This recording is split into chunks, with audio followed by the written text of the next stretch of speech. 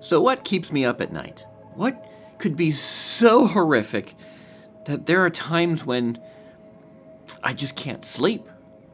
Disaster planning. Hi. So I'm going to talk a little bit about what my general manager likes to call the land of what ifs and maybes. And what is disaster planning? I mean, beyond just the term disaster planning. One part of the job of a broadcast engineer is to plan for the worst. And they don't have to be the absolute worst case scenarios.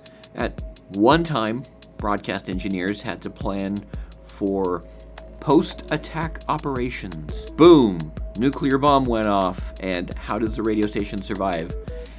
I mean, sure, that is a consideration today, but not necessarily something that we're constantly planning for, like maybe in the 1950s and 60s. Today, it's less of a concern. There's other things out there. There's other disasters that are more likely to happen.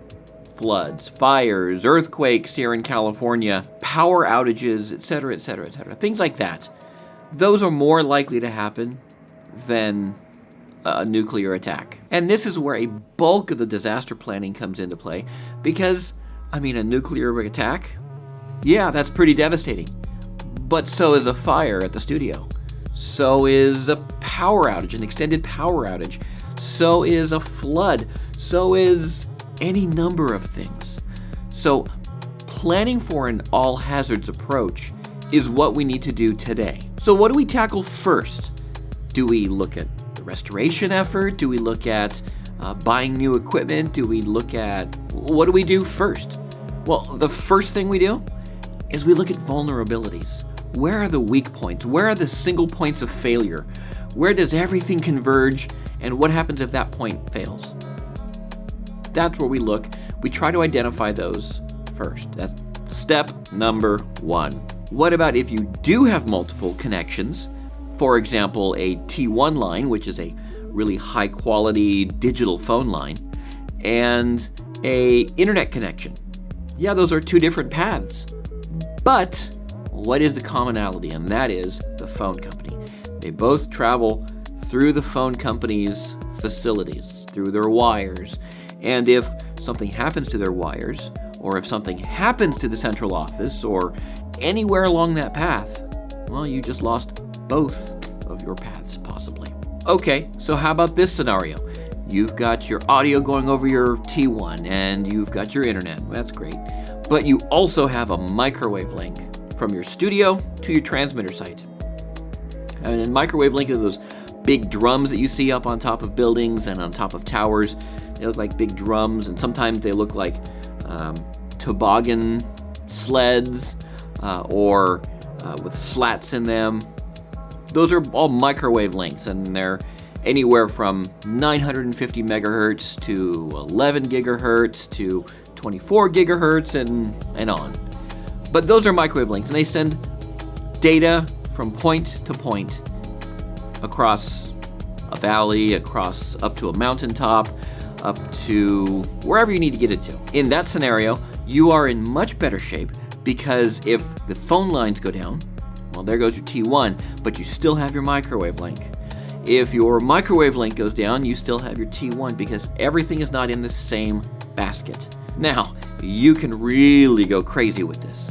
You can have multiple phone lines and through different phone providers. Like, for example, here you can have AT&T, and you can have Spectrum, and you can have XO, and they're all different phone lines. They're all on different fiber coming into this building specifically. There are a lot of ways you could just go crazy with your disaster planning and your redundancy. And to a point, it's okay. But you get to a certain point of redundancy, and it's just not worth it. It's just not worth the time and the money. For example, I don't know if you've ever seen this graph, but as you start getting up towards perfection, if you will, your graph starts going like this. And this is the amount of money that you're spending, money and time and effort, and this is your path to perfection. And it never really touches, it never really gets there, but you start spending exponentially more and more and more money just to eke out just a little bit more. So when does good enough become good enough? Well, that's a good question, and that's up to how much the station wants to risk. Can we risk the possibility that this building collapses and now our microwave link and our studios are all gone? Okay, sure, that is a possibility. Is it a likely possibility? Not really. There's also what you may have heard of as the 5 nines, or 99.999% uptime. That generally means that the service, or whatever it is that you have, the service level agreement, is going to be up 99.999% of the time. That seems pretty cool, right? Well, how much time is involved with 99.999? If you were to take that across a year, how much downtime would that give you? So, let's see. I've got a handy-dandy little uptime calculator online at uptime.is. Found them a few years ago. They're really cool. It's really good to visualize and understand how much downtime is associated with a certain level of uptime. So if we type in 99.999, and that's going to show us that we're going to have outages of about 5 minutes per year. That's 26 seconds per month, 6 seconds per week, or less than a second per day. Sounds pretty good. So let's back that off a bit. How about 99.99%? That's 4 nines. Well, it doesn't sound like that much of a difference, right? All right. So your downtime will be 52 minutes per year, 4.5 minutes per month, 1 minute a week, and 8 seconds per day. We've gone from about 1 second per day to now 8 seconds per day. Okay? And, what generally happens is that all that 8 seconds or that 1 second, guess when it happens? Right in the busiest time of the broadcast day. So back to disaster planning. Next, you have to look at the whole path from audio creation to delivery to the end user, you, in your car, listening on the radio, or if you're listening on the internet, all the way to you. Now, once the audio leaves our antenna from the mountaintop, well, there's not too much we can do about that. Now you start taking into account physics, how good your car radio is, and is your antenna still attached to your car? Different things like that. Is there interference? So at the beginning, I talked about what keeps me up at night. I mentioned disaster planning. Not too long ago, up at one of our mountaintop transmitter sites, we had a fairly significant wildfire. And I have to plan for what happens if that fire were to overrun our facility. If it burned the building down and burned the tower down, what do we do then? That would be a pretty worst case scenario. However, that's not the only scenario that we've got to consider. So yes, while a burnover would be devastating and it would take us probably a couple of years to recover from, that's not the only issue. I mean, we've got backups. We have geographically diverse alternative transmitter sites that would cover for the most part. What about other scenarios? For example, so we have that same fire. The fire has burned part of the road, and now the road's not passable because you have all the fire equipment on there trying to do mop up and clean up and putting out all the little hot spots on the mountain so it doesn't flare up again. Okay, now I'm blocked for maybe a couple of months from getting up there. So let's say that same scenario is right before winter. You have this fire, and now here comes this winter storm coming in, and it dumps a good amount of rain, and now there goes the road. Landslide onto the road, and it's not passable. In that same storm, the storm knocked out the power. Well then, so now we've got a transmitter site that has no power, that's running on generator, that we can't get to, that we need to pay attention to our propane levels now because we've got to keep fuel in that generator. Now, how do we get fuel up to it? These are the plans. These are the things that keep me up at night. Let's step back a little bit, and we should look at the redundancy aspect at the originating point here at the studio. These days, almost every radio station that's out there is playing their audio off of a computer. Some Windows machine that is sitting in a closet, maybe it's sitting in a studio, but that is what's playing the audio out. That's what's playing the music out. So, what happens if that crashes? And that is not an uncommon issue. That has happened many times across the country, that a radio station's automation playout system just goes, I'm done, I'm out. What do you do from there? How do you recover from that? Those are the plans that need to be made. For example, some stations are now going to what's called audio over IP. And audio over IP is basically taking audio that you can hear, converting it to digital packets, and it basically runs across a network like you have on your computer to get to the internet. If that network fails, how do you get the audio from the studio out to the studio to transmitter link? One thought is you just have a big cable coiled up, ready to go with connectors on it, and if that situation were to happen, you take one end of the cable, you run into the studio, plug it in, take the other end of the cable, run over to your rack room, wherever the box is for the studio to transmitter link, plug it into that, and away you go. Sure, that'll work. Why not? Talking about cables on shelves, documentation, writing the instructions in a clear, concise manner that are easy to understand and easy to read in a stressful situation like an emergency or an off-air situation is important. I mean, it doesn't help if you've got the book out and you're going, it wants me to connect the what? So writing them in a simple step-by-step, it'll help reduce stress on us when we're trying to respond to emergencies.